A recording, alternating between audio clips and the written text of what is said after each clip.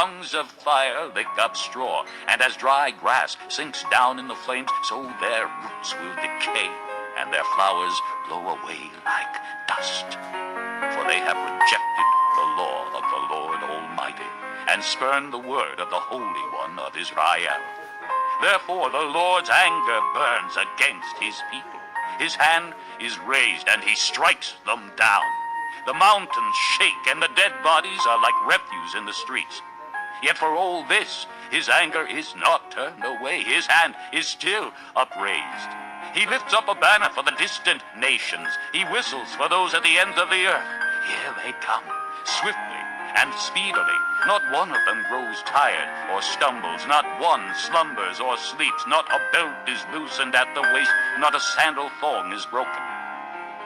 Their arrows are sharp. All their bows are strung. Their horses' hoofs seem like flint. Their chariot wheels like a whirlwind. Their roar is like that of the lion. They roar like young lions. They growl as they seize their prey and carry it off with no one to rescue.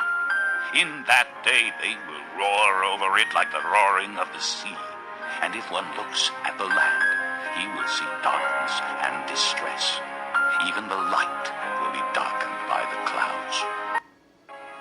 Chapter 5. I will sing for the one I love a song about his vineyard. My loved one had a vineyard on a fertile hillside.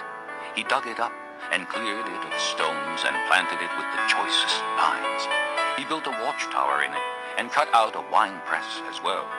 Then he looked for a crop of good grapes, but it yielded only bad fruit. Now you dwellers in Jerusalem and men of Judah, judge between me and my vineyard. What more could have been done for my vineyard than I have done for it? When I looked for good grapes, why did it yield only bad? Now I will tell you what I am going to do to my vineyard. I will take away its hedge, and it will be destroyed. I will break down its wall, and it will be trampled. I will make it a wasteland, neither pruned nor cultivated, and briars and thorns will grow there. I will command the clouds not to rain on it. The vineyard of the Lord Almighty is the house of Israel, and the men of Judah are the garden of his delight. And he looked for justice, but saw bloodshed, for righteousness, but heard cries of distress. Woe to you who add house to house and join field to field till no space is left, and you live alone in the land. The Lord Almighty has declared in my hearing.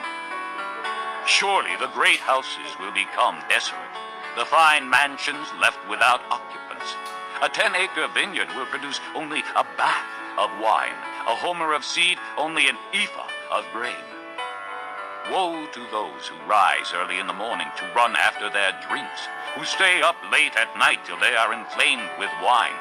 They have harps and lyres at their banquets, tambourines and flutes and wine, but they have no regard for the deeds of the Lord, no respect for the work of his hands.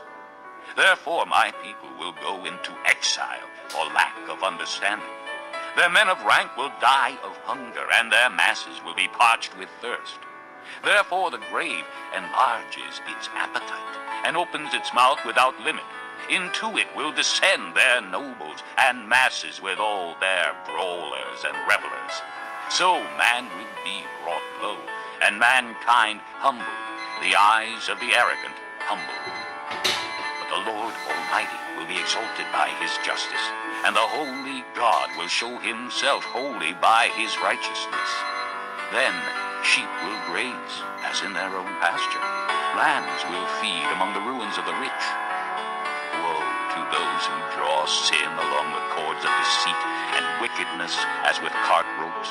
To those who say, let God hurry. Let him hasten his work so we may see it. Let it approach. Let the plan of the Holy One of Israel come so we may know it.